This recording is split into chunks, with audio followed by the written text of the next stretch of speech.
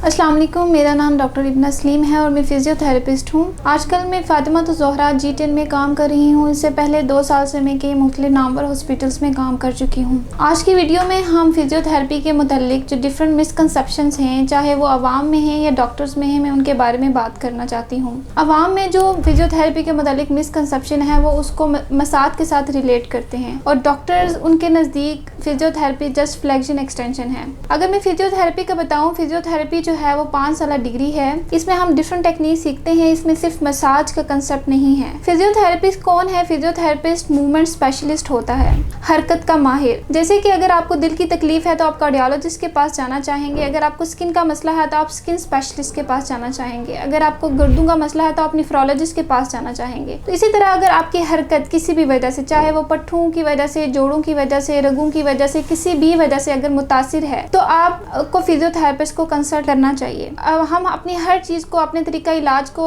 America और Europe से comparison करते हैं, तो वाई नॉट फिजियोथेरेपी? फिजियोथेरेपी अगर बाहर के ममालिक में देखा जाए तो इसकी बहुत ज़्यादा इंपॉर्टेंस है और वहाँ पे फिजियोथेरेपिस्ट हालांकि 3 साल डिग्री है, इसके बावजूद फिजियोथेरेपिस्ट मेडिसिन से ज़्यादा फिजियोथेरेपिस्ट को इंपॉर्टेंस दी जाती है और वहाँ के पेशेंट को इस बात का बहुत अच्छे से अंदाज़ा है कि हमने किस बीमारी के लिए और किस कंडीशन के लिए हमने डायरेक्ट फिजियोथेरेपिस्ट के पास जाना है। आज मैं आपको ऐसी कॉमन कंडीशंस भी बताऊंगी जिसमें आप डायरेक्ट आपको पता होगा कि हमने लाजमी फिजियोथेरेपिस्ट को कंसल्ट करना है। मैं आपको पहले डिफरेंस बताती हूँ फिजियोथेरेपी और मसाज में क्या डिफरेंस है। फिजियोथेरेपी जैसे मैंने आपको बता दिया कि वो हरकत के स्पेशलिस्ट होते हैं, मूवमेंट स्पेशलिस्ट होते हैं और जब मसाज है वो सिर्फ वक्ती तौर पे आपके पट्टों के ऊपर से दबाव को खत्म करता है, जबकि फिजियोथेरेपी जो है वो आपकी दर्द को जड़ से खत्म करती है और आपकी ओवरऑल जो आपकी सेहत है उसको बेहतर बनाती है। जबकि जो मसाज है वो सिर्फ एक रिसर्च के मुताबिक उसका जो इफेक्ट है वो सिर्फ 1 आवर तक रहता है, 1 घंटे तक रहता है, इससे ज्यादा नहीं, और सिर्फ वक्ती सुकून फ्राहम करता है।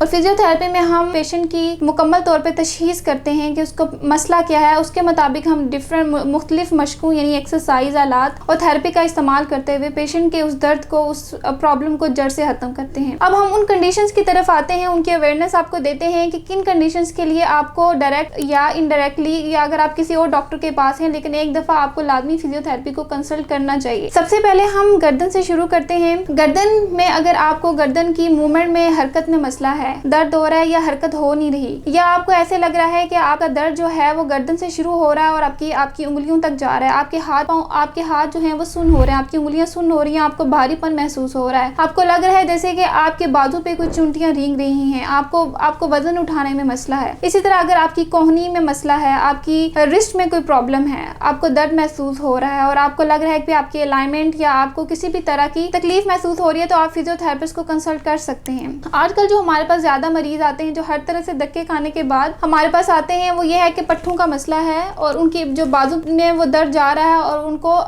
हाथ जो है वो सुन्न हो रहा है। तो इसके लिए वो डिफरेंट न्यूरोलॉजिस्ट के पास जाते हैं और हर तरह के महंगे टेस्ट करवाते हैं, लेकिन फिर भी उनको आराम नहीं आता। इस तरह के पेशेंट 3 साल 4 साल धक्के खाने के बाद जब हमारे पास आते हैं तो हम उनको सिर्फ 3-4 दिनों में वो मुकम्मल ठीक होके जाते हैं, क्योंकि उनका मसला जो है वो कॉज खत्म ही नहीं हो रही होती। अगर हम शाने की हड्डी की बात करें, अगर शाने की हड्डी आपकी इम्बैलेंस है, ऊपर नीचे है, बाहर है और आपको शाने के साथ जो है वो दर्द महसूस हो रहा है किसी एक खास जगह पे, तो आप फिजियोथेरेपी को लाजमी कंसल्ट करें। इसी तरह अगर आपको आपकी जो रिब है, जो पसलियां हैं, उनके पट्टों में आपको दर्द है, सांस लेने में तकलीफ है, आप लाजमी फिजियोथेरेपिस्ट को कंसल्ट करें। अगर आपको कमर के निचले हिस्से में दर्द है, एक खास जगह पे दर्द है या वो दर्द नीचे पाँव की तरफ जा रहा है, आपकी कूल्हे की हड्डी में दर्द है, आपकी दुमची की हड्डी में दर्द है, आपको रान के पट्टों में दर्द है, एक खास जगह पे दर्द है, या वो दर्द एक जगह से दूसरी जगह जा रहा है और आपको लग रहा है कि आप ज्यादा देर चल नहीं सकते, ज्यादा देर बैठ नहीं सकते, काम नहीं कर सकते, खड़े नहीं हो सकते, अब इस सूरत में लाजमी फिजियोथेरेपिस्ट को कंसल्ट करें। इसके अलावा अगर आपको आपके घुटनों में दर्द है और आपके टहने में दर्द है, आपके पाँव में दर्द है, आप इस सूरत में भी लाजमी फिजियोथेरेपिस्ट को कंसल्ट करें। अगर आपके पट्टों में किसी तरह का आपको खिंचाव महसूस हो रहा है और आपको लग रहा है कि एक बहुत ही कॉमन कंडीशन है घुटने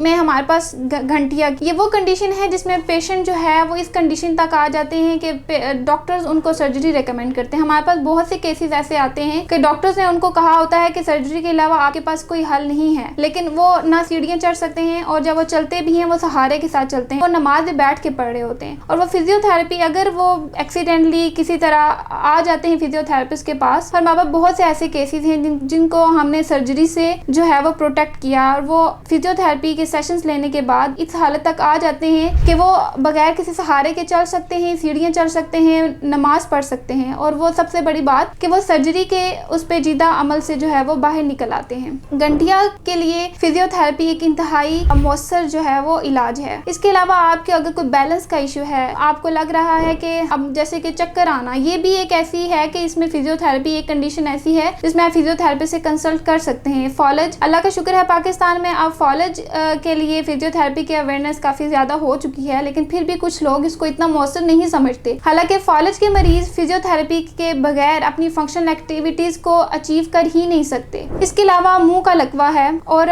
बच्चों की बहुत सी ऐसी कंडीशंस हैं जिनमें उनकी जो ग्रोथ है वो रुक जाती है, उनके पट्टे जो हैं वो इम्बैलेंस हो रहे होते हैं, उनकी टांगें जो हैं वो बाहर की तरफ मुड़ी हैं या अंदर की तरफ मुड़ी हैं, उनके पाँव बाहर की तरफ मुड़े हैं या अंदर की तरफ मुड़े हैं, उनकी रीढ़ की हड्डी में किसी तरह का मसला है, तो लाजमी फिजियोथेरेपिस्ट को आप कंसल्ट करें, और इसके बहुत ही अब मौसर इफेक्ट्स हैं। इसके अलावा और भी बहुत सी कंडीशंस हैं, ये बहुत कॉमन कंडीशंस थी जिसके बारे में मैंने आपको बताया, और होप्स हो कि इस वीडियो देखने के बाद आप ये इस बात का अंदाजा लगा सकेंगे कि ऐसी कौन सी कंडीशंस हैं जिसके लिए डायरेक्टली या इनडायरेक्टली आप फिजियोथेरेपिस्ट को एक दफ़ा लाजमी कंसल्ट करें। Thank you so much.